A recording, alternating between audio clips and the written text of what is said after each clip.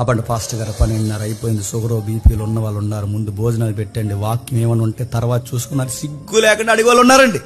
వీళ్ళు మైకే ఇచ్చేదే మనకి 12కి ఇస్తారు. మైకా వాళ్ళు ఇచ్చేదే 12కి 1 గంటకి ఇస్తారు. మనకి ఇచ్చి మళ్ళీ వెంటనే ముగించేమంట. మరి ఇప్పటివరకు ఏం సాగదీస్తారంటే గ్రీటింగ్స్ గ్రీటింగ్స్ గ్రీటింగ్ గ్రీటింగ్ ఉండదండి. అందరూ ప్రసంగికులు ఎక్కడ మైక్ కట్టుకుంటే అందరూ మైక్ టైసన్లే వదలడు. నా ముందు ఒక ఆయనకి ఇచ్చారు, వెళ్ళాం వాక్యం చెబుతున్నా, నెక్స్ట్ నేను చెప్పాలి, నాకు మైక్ నైట్ 8 గంటలకు ఇచ్చాడు తెలుసా. అని గ్రీటింగ్ చెప్పమనిస్తే పెద్ద మనిషికి గ్రీటింగ్స్ చెప్పమనిస్తే నైట్ 12:30కి ఇచ్చాడు నాకు మైక్. ఇది గ్రీటింగ్ కాదు, ఇది ఓటింగ్.